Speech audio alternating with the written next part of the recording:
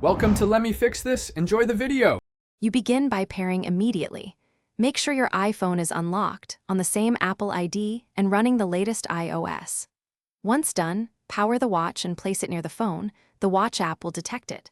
Follow on-screen pairing animation and choose to restore from backup or set up as new. During this step, enable location and cellular if prompted. These choices affect Find My and emergency features. Move deliberately through the prompts so the core connection and account link are established before customization. Now you configure the heart of the watch, security and functionality. Start with a strong passcode and enable wrist detection so workouts and notifications behave correctly. Add cards to Apple Pay for contactless use.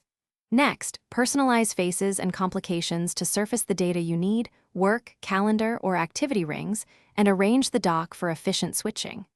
Install or remove apps from the watch app. Sync health data, music, and photos. These choices affect battery and performance, so balance features versus uptime. Finish by updating Watch OS and confirming backups. Install any available updates while the watch is charging and within Wi-Fi range. Fit the band comfortably and calibrate activity tracking by taking a 20-minute outdoor walk with your iPhone. This improves pace and calorie accuracy.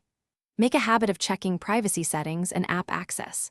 If something goes wrong, try one troubleshooting tip.